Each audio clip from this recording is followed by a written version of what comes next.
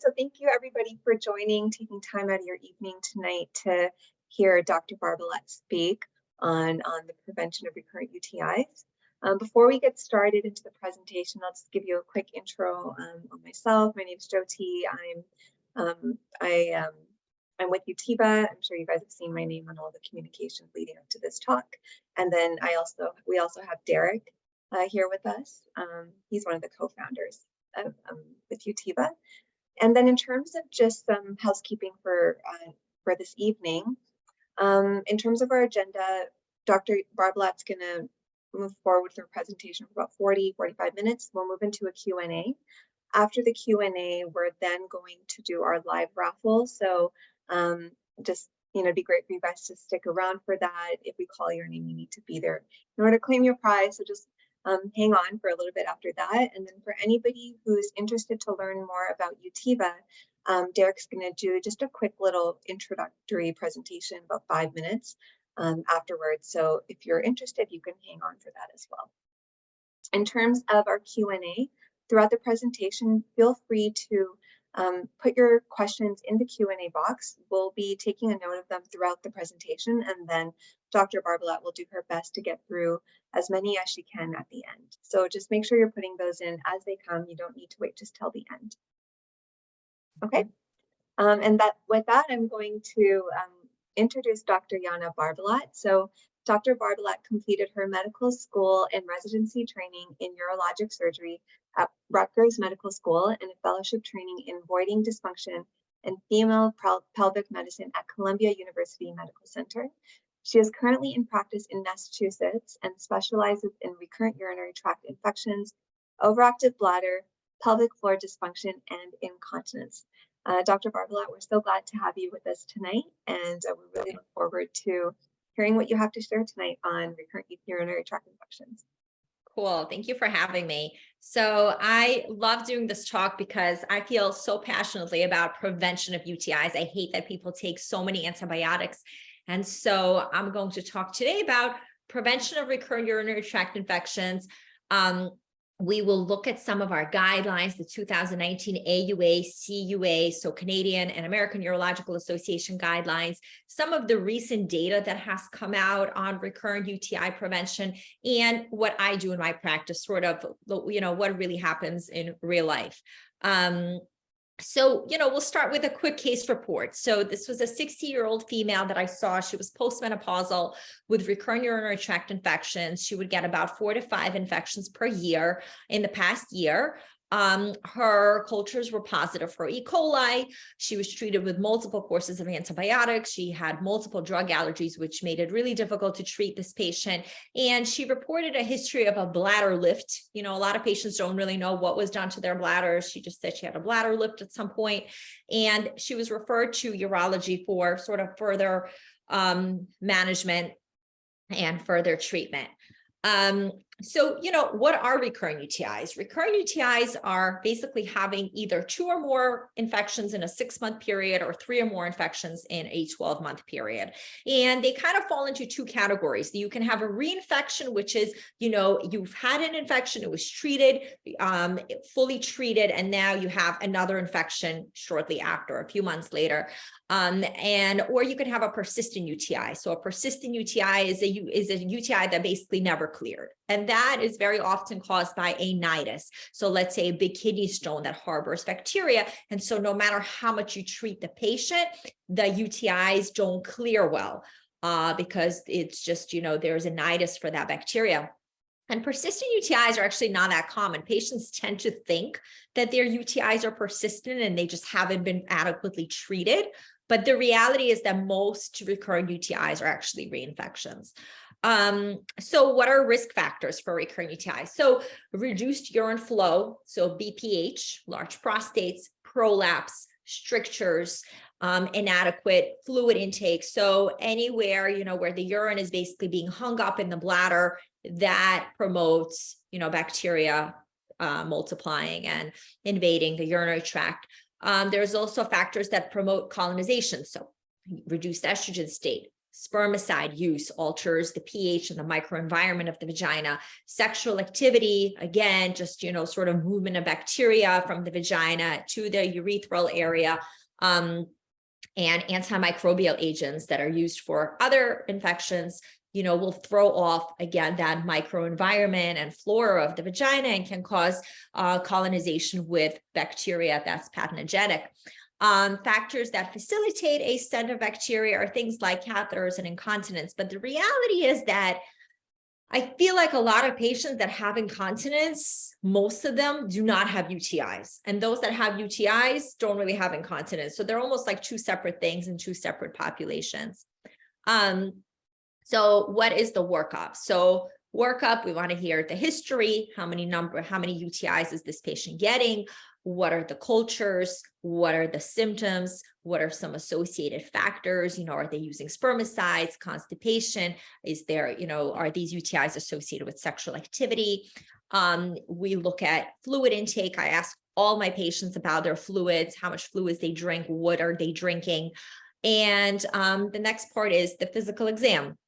Physical exam for this is pretty simple. You have to do a GU exam, but it's not an extensive exam. So we look for prolapse. We look at the vaginal epithelium. Is there signs of atrophy? And are there any like urethral cysts, the urethral diverticulum, anything funky? And most of the time, the physical exam will either show some atrophy or it will be negative. So it's kind of rare to see prolapse or urethral cysts, but we check for that anyway.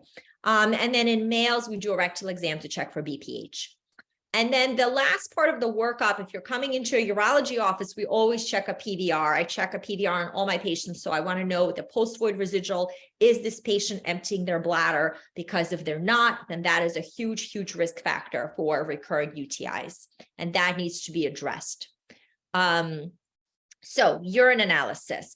So, and this is partially coming from those AUA, CUA guidelines. So clean catch midstream specimen is really ideal. You want to send that urine for culture. And if the urine comes back contaminated, but the patient is really symptomatic and you're like, well, it's contaminated, so there may actually still be bacteria there, like a dominant organism, then I actually obtain a catheterized specimen. It's a little bit of a pain in the butt, but that's what I do because I really want to know, is there bacteria in the bladder? Is there like a dominant organism there? Now, this is actually very interesting. So traditionally, we use this like 10 to the 5th CFU as a diagnostic cutoff for a UTI. But there was a New England Journal of Medicine article that basically showed that the true cutoff could be only 10 to the 2nd, only 100 connulini forming units of a single gram negative uropathogen is probably the more appropriate cutoff in patients who are actually symptomatic. So the problem is that a lot of labs, we don't know what the cutoff is. So if the lab cutoff for like no growth is 10 to the 2nd, then I think this is where some of those patients come in that you start treating because it sounds like they have a UTI and their UA is actually positive, but then you get a culture back and it says no growth. So I don't believe that. I actually think that there is growth there. It's just less than that cutoff of the lab. And so that's where the UA and just the clinical picture is really important, because if there's a lot of white cells and the patient is symptomatic, then it could be that that patient still has a UTI, even though his culture says no growth. So what about cystoscopy and imaging? Really, the AUA guidelines say that it's not necessary.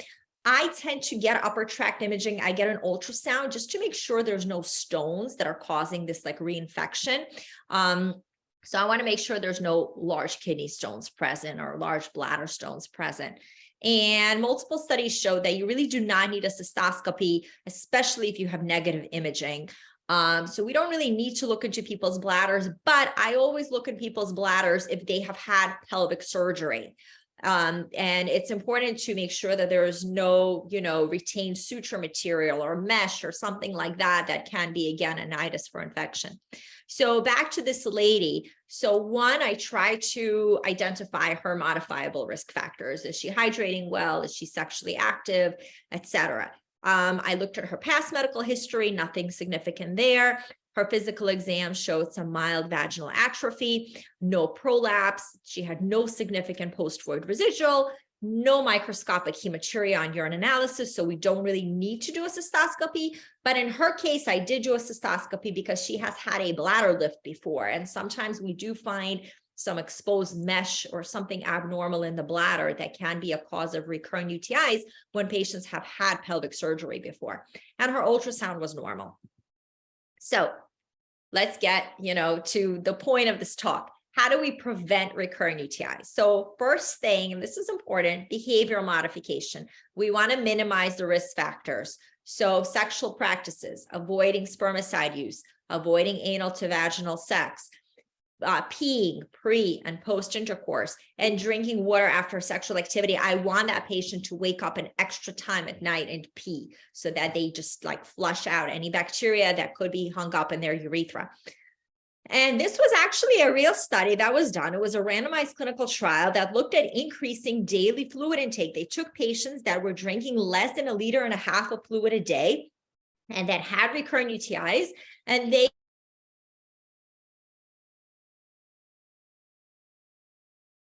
liters of daily fluid intake to those patients. And then they had the other half of the patients, they did not, they just let them be drinking less than 1.5 liters of fluid a day. And in these people, they were premenopausal women. They found that increasing fluid intake, increasing hydration decreases the incidence of UTIs over 12 months from 1.9 to 3.6. So, 1.9 UTIs in patients who drank more fluid. And so this is mentioned in our guidelines as something to really talk to the patients about because we have a randomized trial and showing that increasing hydration helps with UTI prevention. Next, so this is another guideline statement from the AUA guidelines and the CUA guidelines that came out in 2019. And this was huge because this was new. This was added to the guidelines. Clinicians may offer Cranberry prophylaxis for women with recurrent UTIs. And these days at all the AUA meetings, they're always talking about this statement because this is really our only sort of holistic approach that we have to managing recurrent urinary tract infections without, using any prescription drugs. So let's talk about this. So basically, cranberries contain these packs. Packs are basically organic compounds that prevent the adhesion of bacteria to the urothelium, to the bladder wall and the urethra. And the problem is that previously the trials were really discordant because there was no standardization in the type of cranberry pill that was used. A lot of the products that were used in these trials had low doses of packs. And so you would get a cranberry pill, but it had basically no measurable packs, like no measurable active compound to actually prevent adhesion of bacteria. But recently, cranberries are actually the subject of many randomized clinical trials. And so now we have better data. And so now we can actually make some conclusions. And there have been actually 26 new either randomized controlled trials, or they call them quasi-randomized controlled trials in the past decade, evaluating cranberry in UTI prevention. And this actually led to something really big. And this is sort of hot off the press as of April. So as of a month ago, the Cochrane database had an update for using cranberries to prevent UTIs. And previously in 2012, they said, there's no data because the data wasn't great. But because in the past decade, we've had 26 randomized clinical trials, now they're basically saying that, and this is, very, very important stuff, that cranberry products probably reduce the risk of symptomatic, culture-verified UTIs in women with recurrent UTIs, in children as well, and in people with susceptibility to UTIs due to an intervention. So that is, for example, there was a trial looking at patients that underwent urogynecological surgery, and they were given cranberry pills to see if, if that decreases the incidence of UTIs, and it did. So basically people that have had an intervention, which now makes them susceptible to UTIs.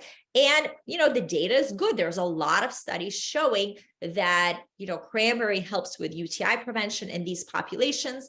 And now Cochrane basically made a statement saying, yes, cranberries can be used for UTI prevention. The data is now there. And they also mentioned that there are minimal side effects with the use of cranberry, other than some mild abdominal pain in some patients. Now, so let's talk a little bit more about these studies. So these studies, some of the Cranberry studies use Cranberry capsules, beverage, or powder form. But the nice thing is that now we use a standardized dosing. So we are looking for 36 milligrams of packs that are now used in studies in order to compare the efficacy of, using Cranberry. There were 2 trials that basically looked at daily Cranberry versus an antibiotic. And there was actually no statistically significant difference between daily Cranberry versus antibiotics for experiencing more than 1 UTI after 6 or 12 months. There were studies that compared Cranberry to probiotics. And again, Cranberry appeared to be more effective than probiotics for prevention of recurring UTIs. And this was a really big trial that basically looked at 373 people. It was a multi-center, double-blind, randomized control study in 2016 that basically had patients drink 240 mLs of cranberry juice, and they quantified the amount of packs in there. There were 41 milligrams of packs versus people that drank something that tasted and smelled like cranberry juice. And real cranberry juice reduced the incidence of UTIs by 31% over 24 months. So that was a really big sort of breakthrough for Cranberry. This was a study that looked like at Cranberry versus trimethoprim for prevention of UTIs. And again, this was a randomized controlled trial in older women. And these were women over 45 years old, 137 women, and they looked at Cranberry with a capsule containing 36 milligrams of packs. Again, we're looking at packs now, we're quantifying it and reporting it in these trials versus TMP, 100 milligrams daily for 6 months. And there was actually no difference in UTI rate or time to first UTI in these patients. Now, stepping away from Cranberry, we'll talk about a few other,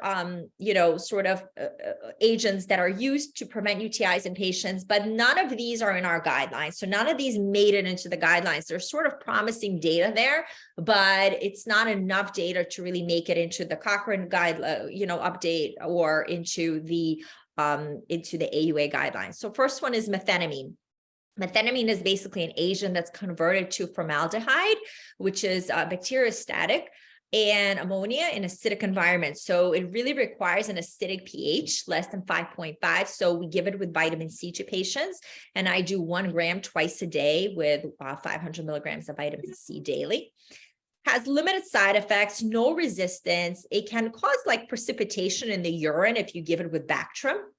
But there was a Cochrane review in 2012 that basically said that the studies on methenamine are poor quality.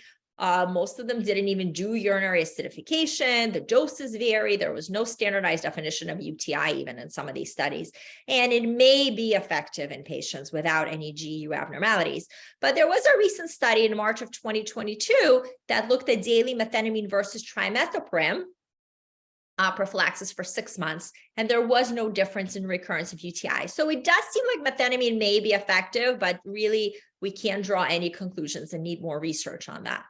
Let's talk about D-mannose. D-mannose is another sort of promising agent that's not in any of the guidelines, but D-mannose basically binds to type 1 pili in E. coli and possibly other bacteria as well, and prevents adhesion of these organisms to the urothelium. And there was a systemic review actually published in the American Journal of OBGYN in 2020, which basically concluded that D-mannose does appear to be protective in women with recurring UTIs and possibly has a similar efficacy to antibiotic prophylaxis. So this was really based on a study where they took 50 milligrams of nitrofurantoin, gave it to patients daily versus 2 grams of D-mannose daily versus placebo. And the incidence of UTIs with nitrofurantoin was actually 20%. And the incidence of UTIs with D-mannose daily was only 14.6%. And placebo was 60%. And so this was like the one big study on D-mannose. And so I think, again, there's sort of more to come. D-mannose is promising. It's something that I recommend to patients sometimes for sure. And some people really like it and find it effective. And I think that it's a promising agent. It's just not on our guidelines yet. And then finally, in peri and postmenopausal women, and this is in our guidelines, it's supported by a lot of data, clinicians should recommend vaginal estrogen therapy to reduce the risk of future UTIs if there's no contraindication. And what does vaginal estrogen do? It basically increases the production of glycogen by the vaginal epithelium, restores vaginal flora. So good bacteria, lactobacillus is restored. That lactobacillus then decreases the vaginal pH. And basically that is preventative of UTIs. And so there's various application methods. You can do creams, suppositories, tablet, there's a ring.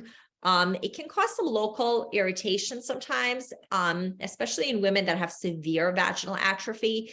And for those women, I tend to stay away from creams. I'll do like the suppository or the tablet or the ring.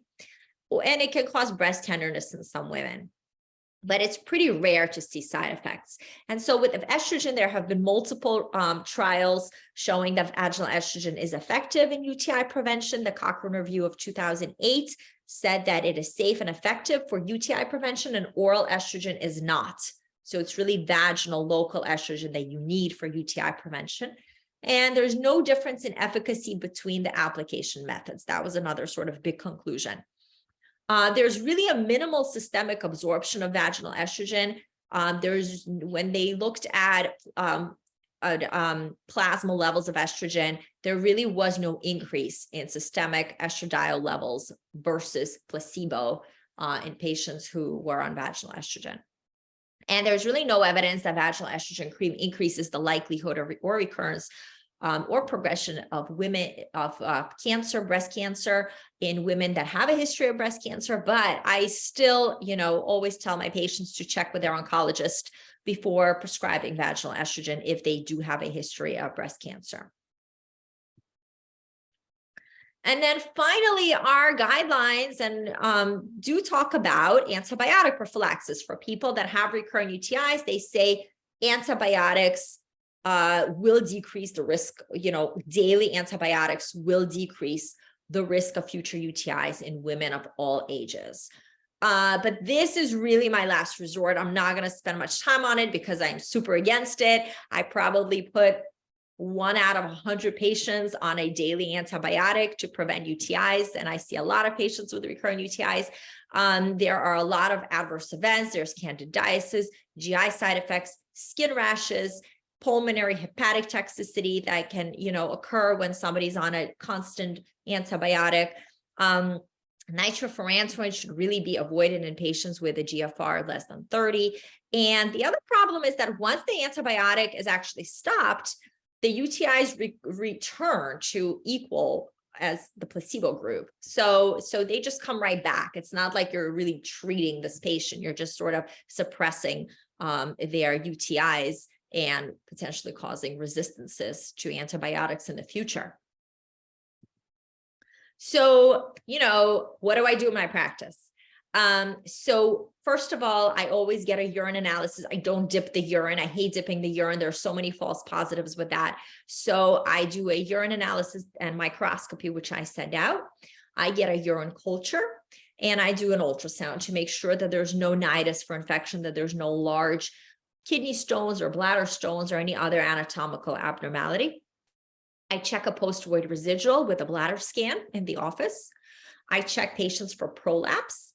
And then I go over healthy bladder habits. I talk about hydration, increasing fluid intake to more than 2 liters a day, essentially, not using spermicides, not douching, avoiding thongs if possible, avoiding and drinking after sexual activity, and wiping front to back. I feel like most patients know this though already and almost get annoyed when you tell them about this wiping business. And then I start basically everybody on a good cranberry pill that contains 36 milligrams of PAX. And we'll talk about the PAX content in cranberry in a little bit. And sometimes for the postmenopausal women, I will start them on vaginal estrogen as well. Now, a lot of women don't like that. They don't want to just be thrown a kitchen sink at them. And so I talk to the patients. I say, hey, We can do both at the same time, or we can start with the cranberry. I'll see you again in 3 months. And then if you're still getting infections, then we'll add in the vaginal estrogen. And then I see people at 3 months, 6 months, and 12 months. Now, let's say patient continues to have infections. Well, then I start adding on, so I like the D-mannose because it's natural. It's you don't need a prescription for it, and it has some promising data. So I tell patients to take 2 grams of D-mannose daily. If they're on a cranberry pill, they don't take it at the same time. They do the D-mannose in the morning, let's say, and then they do the cranberry at night. I sometimes will put patients on methenamine with vitamin C. And sometimes I will do probiotics. I think, there is some data actually that shows that probiotics do prevent UTIs, but it's inferior to daily antibiotic prophylaxis. And to be honest, I'm kind of fine with that because I'd rather them be on probiotic than a daily antibiotic, even if they're still having some UTIs. And so there's other options, even if the cranberry doesn't work or the vaginal estrogen doesn't work. Now, what about this patient? So I put her on 1 Utiva daily. I talked to her about the reason for cranberry use and the importance of having a good cranberry pill containing 36 milligrams of soluble PAX. I talked to her about vaginal estrogen, but she wanted to hold off. And then I saw the patient 3 months, 6 months, and 12 months, and she had no recurrence of UTIs. And to be honest, this is a very typical patient with kind of a typical outcome. So that's why I wanted to bring up this patient. So, why am I here speaking for Utiva? So I've been using Utiva for many, many years since the company actually launched. And I really like this product. I'm very open with the patients about sort of my feelings on Utiva and some of the other cranberry pills that are out there. So first of all, we have a way of quantifying these soluble PAX. So you want to have at least 36 milligrams of PAX, and you want them to be soluble because it seems like the insoluble, so the PAX that come from juice are a lot more effective when it comes to anti-adhesion of bacteria, as opposed to the PAX that come from the stems, from the seeds, and the insoluble components. And so there's a group in Rutgers that's very interested in cranberry and UTI prevention.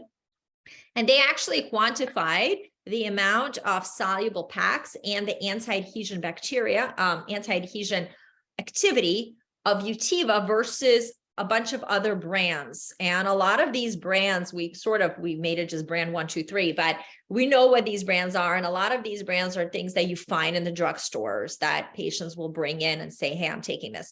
And as you guys can see, Utiva, they measured, has 39.6 milligrams of PAX. And this, a lot of the other pills really don't have enough PAX. So they will tell you that they have 1,000 milligrams of cranberry, but there's no soluble PAX in them, and they won't even report it on their package. It's nowhere to be found. And so, this brand 1 has only 2.7 milligrams, brand 2 has 5.1 milligrams, brand 5 has too low to measure. And that's actually a very, very common cranberry pill that people use. And then the anti-adhesion score, you kind of want it to be as low as possible. So the anti-adhesion score of Utiva is very low. And so I really like this product. I've been using it for many years now, and I get lots of referrals, and it's kind of like my magic pill that I give patients, and they do better. And they, they really, really do. And they stop getting infections. Not everybody, but a lot of patients stop getting their UTIs. Now, this is just basically another slide kind of showing the same thing, that anti-adhesion activity. This was another brand that they looked at. So Utiva had a very, very strong anti-adhesion activity. And then this brand 1 is another pill that is a good cranberry pill on the market. It's just more expensive than Utiva, and it actually has a little bit less anti-adhesion activity. And then they looked at some other brands that basically have like no anti-adhesion activity at all. So that's it. That's all I got. Thank you. And I'm happy to take questions.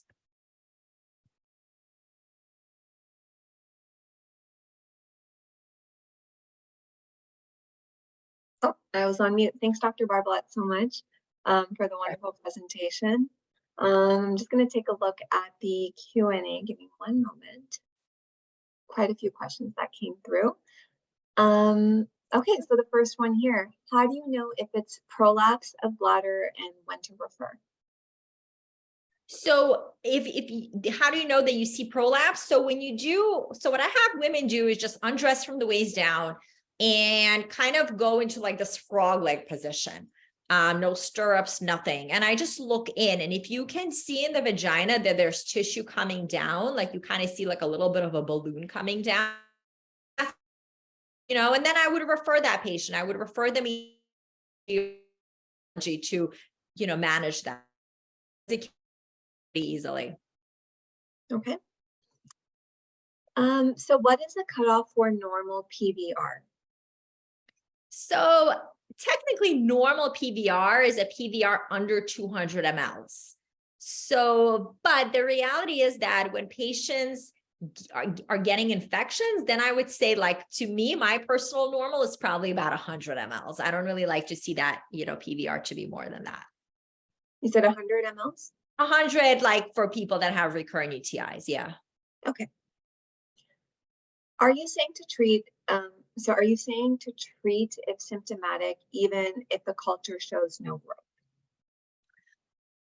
That it's kind of like, I kind of said that it's a tough call because there's a lot of overlap. Some people have interstitial cystitis, and so their cultures show no growth, and they have a UA, that can be positive for infectious, for white cells and stuff. I would say if this is a patient that keeps getting UTIs that you have proven with a culture in the past, and now they have they're symptomatic, and you put them on an antibiotic, let's say preliminarily, and then a day later or 2 days later, you get a culture and there's no growth, I would probably just continue them with the antibiotic if they're getting better, because it is possible that the lab cutoff is higher than that, 10 to the second organisms. Okay. Do you need nitrites level to diagnose the UTI or leukocytes and nitrites?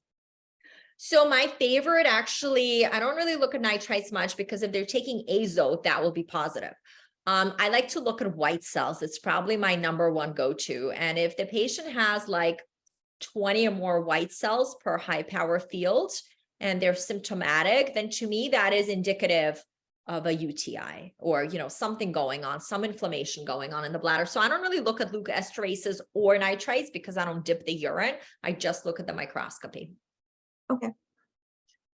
Will an IUD increase the risk of UTIs? A friend never had a problem until she got an IUD. Any thoughts here?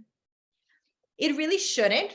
I think you can never say never. It really shouldn't. Now, birth control pills can decrease vaginal estrogen levels. And so birth control pills can actually predispose young women to UTIs, but IUDs really shouldn't. It really should be like a local kind of thing. Okay. I mean, you did kind of answer this, but maybe not. I'll give it to you anyways. Is D-mannose better than just cranberry? I think cranberry has more data. So I would definitely pick cranberry ahead of D-mannose. And also it seems that D-mannose really works well for E. coli versus cranberry. That seems to work well for a lot more bacteria. And so I don't think D-mannose is better. I think cranberry is better and has much better data. But I try D-mannose for patients who say, I'm still getting infections, or it seems that the cranberry is not working. In conjunction with the cranberry? Yeah, usually I'll put it with the cranberry. And then let's say they stop getting infections and after that, and they're doing better, then I will actually remove the cranberry because I like to sort of trim down how many medicines my patients take. So I sort of play around with it a little bit. Okay. Are you comfortable giving D-mannose to diabetics? I do. I don't think it really increases like blood sugar levels. But I think that's just something to keep an eye on. Like I would probably give it to a diabetic and then say, hey, monitor your sugars, like make sure that everything is sort of stable and there's no changes. And like a full dose, 2,000 milligrams? Yeah. Okay. People have that question, so it's nice to hear that you're Yeah, I comfortable mean, with I it. think I've researched this before. To be honest, there's a lot of like websites that say, you shouldn't do it. I think realistically, like in real clinical practice, I probably would give it to the patient and then just like, make sure that they're being kept an eye on, make sure that their primary is aware, make sure that the patient is monitoring their sugars and everything Okay. is stable. Okay. Yeah. How about a bladder scan to measure PVRs is readily available? So if you don't, every urology office will have a bladder scan, but for people who are not urologists, I think a renal ultrasound is a good idea. So you get a renal and bladder ultrasound, and in the comments, you ask them to measure post-void residual so that you make sure to get a post-void residual on that patient. Okay. Can you please comment on the use of cranberry in pregnancy if they're experiencing recurrent UTIs? So, I think this is also one of those things we looked into. I think cranberry is safe in pregnancy, but it's always a little bit scary to give anything to pregnant women or to recommend anything. So I would probably make sure that they check in with their OBGYN and their OBGYN is okay with it, but I'm pretty sure that it's safe in pregnancy. Yeah, and just to add to that, like here in Canada, we had the SOGC, and for UT Rubber Cranberry, and other cranberry products as well, they've said it's safe and Yeah. they've given it the green light. Yeah. Yeah. We're pretty risk averse in America. So, so I feel like it's like we never recommend anything to pregnant women, unless we check with the OBGYNs. Of course. But again, I do think it's safe. Yeah. Okay. Um, okay. Cranberry with D-mannose, thoughts and doses, and similar, but a bit of an add-on to before. Thoughts and doses in combination with chronic kidney stones and UTIs. So chronic kidney stones and D-mannose and cranberry don't really have much to do with each other. So I would say kind of same dose, a pill that has 36 milligrams of Pax and then 2 grams of D-mannose, because that seems to be the dose that was used in studies that showed it was effective. And, if somebody has chronic kidney stones, if they're small and they pass, or they're just small, they're floating around in the kidney, usually that doesn't usually cause infections. But the big stones, like 1 centimeter stones and larger, can really harbor bacteria. So those are the stones that you want your patient to treat to make sure that they're not harboring bacteria. Okay. What about vaginal probiotics with Lactobacillus rhamnosus for chronic UTI treatment?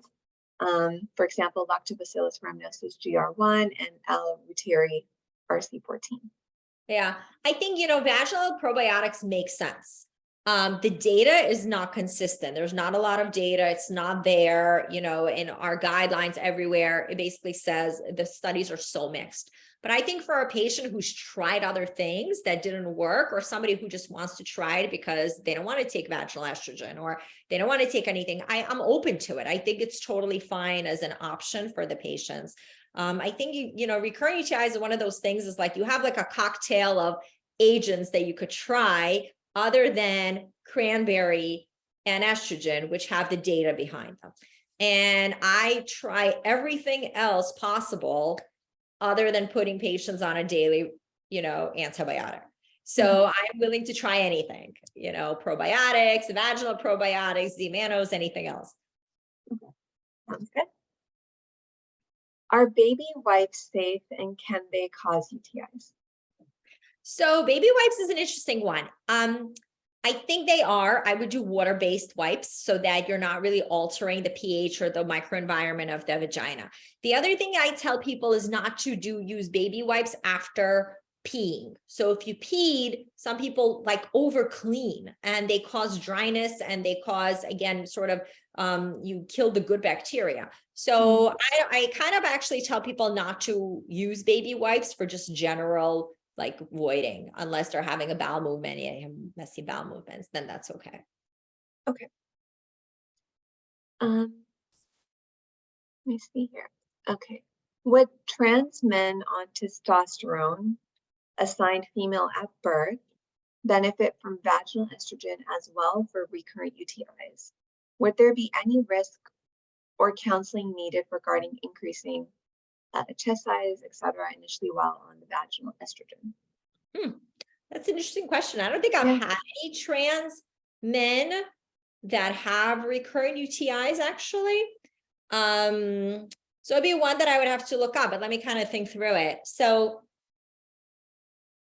trans men who were female at birth, Right. and they still have a vagina, or they don't. I don't know, actually. Yeah, I think, I actually, I had one girl who was transitioning to a man, and she still had a vagina. So I think in that kind of case, I think vaginal estrogen is reasonable. And it really shouldn't cause gynecomastia because it really shouldn't get absorbed into the body. So I think if you are sort of identifying as a man, but you still have a vagina, then I think, and you're getting UTIs, I think vaginal estrogen use is very reasonable. Right. Okay. So the individual asked the question is saying, yes, they still have a vagina. One of her patients is a tradesman with recurrent UTIs. Her worries would be risk of inducing vaginal bleed, initial chest tenderness. Yeah, no, it really shouldn't. It shouldn't cause vaginal bleeding. I've never seen it cause vaginal bleeding. We don't think it, increases risk of, cancers or anything like that. And it really shouldn't cause gynecomastia either. It's a very small dose of vaginal estrogen that we use. And again, we're talking about, postmenopausal women. So I think it would be okay to try. Okay. Would your treatment plan change with a geriatric patient in their 80s or 90s? No, not really. I kind of use the same. I think with geriatric patients, it's harder to control their infections. And the other thing that happens is in geriatric patients is they will sometimes have just overactive bladder and they think that this is a UTI. So they keep being treated, but the reality is that they don't have burning, they don't have a UTI, or they just have like a colonization, but their symptoms are not UTI symptoms. Their symptoms are overactive bladder symptoms. Like I had actually like 2 or 3 patients like that today. So, these patients have a lot of, urgency, frequency, incontinence, and they think that that's a UTI. So it's a little bit harder with the older population, but it actually really doesn't change my management. I still put them on a Cranberry pill, and I still recommend vaginal estrogen for these patients. Okay. Good to know. Is someone, and okay, this is a great question. Is someone on Cranberry pills for life, or do they take a break at any point? Same question for D-manos. Yeah. I would probably keep them if they're doing well. I keep them on the Cranberry pills. I've had a few patients that were on them for like a few years. And then I said, all right, well, let's see, you haven't had a UTI all this time. Let's stop the medicine and just see what happens. Like has maybe even their body has changed over time.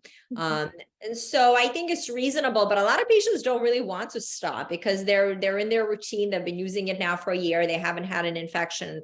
They're sort of happy.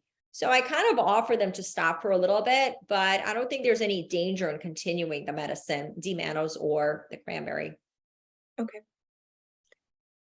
So you mentioned OCP as a risk factor for recurrent UTIs. Could you expand on this more? Should a switch in contraceptive be recommended? Is it only CHC, so estrogen and progesterone, or progesterone only pills, IUDs, and then etonogestrel implant? Yeah, so this is kind of cool. I actually learned this like as I already started practicing from other people in the field. And so what happens is it's really the progesterone. It kind of in some women, it doesn't happen in everybody, but there are some women out there who basically, if you're taking in anything that has progesterone, it increases your liver's production of sex hormone binding globulin. And so the sex hormone binding globulin will actually bind some of the testosterone that's in the body. And so women will experience a decrease in vaginal testosterone, some sort of decrease in lubrication, and just a change in their microenvironment in the vagina. And it doesn't happen in all patients, but it does happen in some patients. And so IUDs do not seem to cause this. It seems like this is really like a liver thing, like basically any, it's really mostly just birth control pills, either just progesterone or estrogen and progesterone pills. I'm not sure about the implants, to be honest. I don't see a lot of patients that have the implants. But for women that have been on birth control pills, I do see a handful of women that will say, you know, after sexual activity, they feel like they have a UTI and they have some burning or they have some, you know, overactive bladder symptoms. And I kind of attribute it to that sort of a lower lubrication level than a baseline young woman should have. And so, so then I tell those patients to switch to an IUD or, you know, a different birth control method rather than the pills. But it's an interesting subject. There's been a lot of sort of discussion of that because it's sort of like an unknown kind of thing that happens with birth control pills. Yeah, it's really interesting. Any recommendations for recurrent UTIs in pediatrics?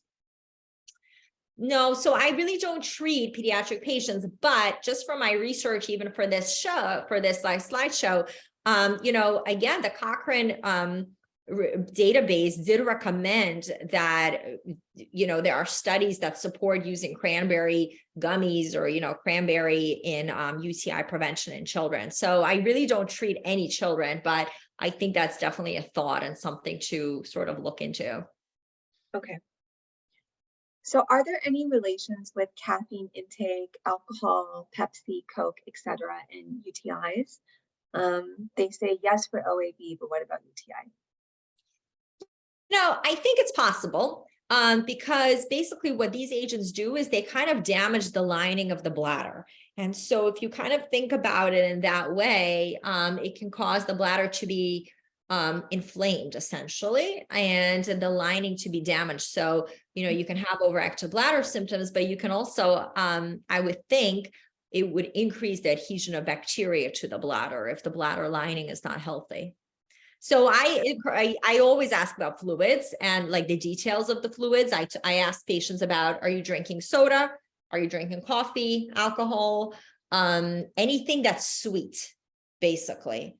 And because people will say, oh, the diet soda is okay, you know, but regular soda is not, but diet soda is okay. And diet soda is not okay because there's a bunch of chemicals in diet soda and any diet drinks. And I think that really does, you know, damage your bladder. So that's something that I kind of encourage all my patients. It's like my life goal to stop people from drinking diet soda. Yeah, I hear you. How successful are you in getting your patients to kick the habit? Pretty successful. I tell them like not to do it cold turkey. I say like decrease it by 50% by the next time I see you. And then they do. Actually, I've been pretty successful. I never ask patients to like stop smoking or any of that stuff or lose weight because I feel like that's really hard. But the diet soda is like my personal mission. And I think I'm doing pretty well. That's awesome.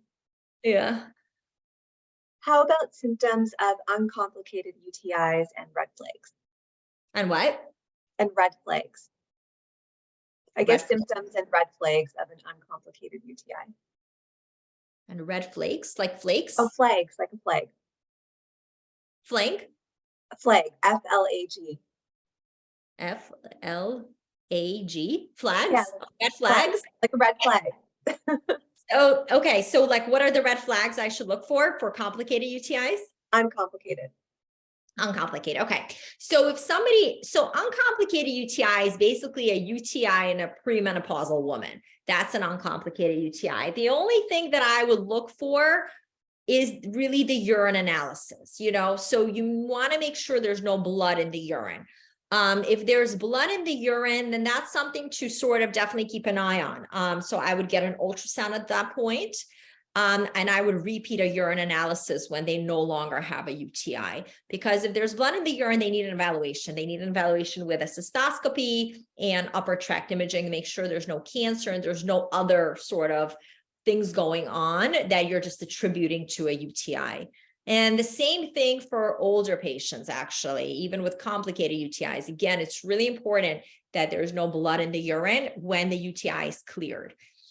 And to be honest, anybody that tells me they have gross hematuria, so they say, oh, I had a UTI and I had blood in the urine that I saw, that patient is getting an evaluation. So even if that blood is 99% attributable to the UTI, I still think they should have either an ultrasound or a CT scan and a cystoscopy to look in the bladder, because the evaluation is so easy and we want to make sure that there's nothing else going on that's causing that blood other than the UTI.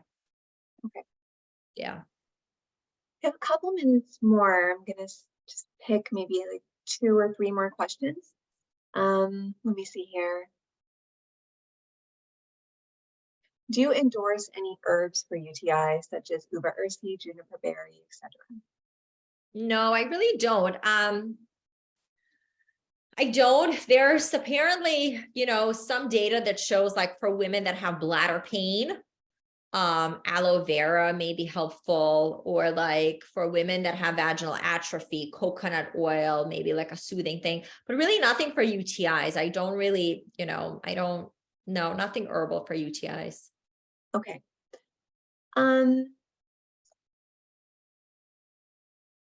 Okay, so study discusses E. coli. Is there data on the effectiveness with other types of bacteria? When it comes to what, D-mannose? It's not very clear. I would say for cranberry. For cranberry, I think the studies don't necessarily just look at E. coli. I think they just look at women or, kids or, populations with UTIs. It's not really, a lot of the studies don't talk about the specific bacteria. So we really think that it's not just E. coli that cranberry, prevents adhesion of, it's not just E. coli. I think it's just bacteria in general. And it's possible that there are certain bacteria, maybe Klebsiella, E. coli, Proteus, that they prevent, but we really haven't looked at that. So it's really unknown whether it's like some specific bugs. So as of now, it's just anybody that has UTIs that I recommend cranberry to. Okay. And there's another question here. Where do you tell your patients to get cranberry 36 packs? So I tell them, I basically give them a few options. I always recommend Utiva because it's just, the brand that I've used all along, literally since my first day of practice. And so I always tell patients, you can do the Utiva. If people say, there's some patients that will say it's expensive, like older Medicare patients will say, oh no, I can't afford it. And then I say, okay, fine. Then go to CVS, get a 500 milligram, cranberry tablet and do that twice a day. They're not going to get 36 milligrams of packs. Maybe they'll only get 2 or 4 milligrams of packs in that pill. But again, every human being is different. So I tell them, okay, try that for 3 months. And if you're still getting infections, then you could try Utiva, at that point. But maybe 4 milligrams will be enough for you. So that's sort of the 2 options I give them. I either say just do the CVS 500 milligrams twice a day if you can't afford Utiva, or just do Utiva once daily. Okay, that's good. It gives them an option, right? Yeah. Okay, one final question. This one just came through. Any experience with hyaluronic acid intravesical injections for chronic UTIs?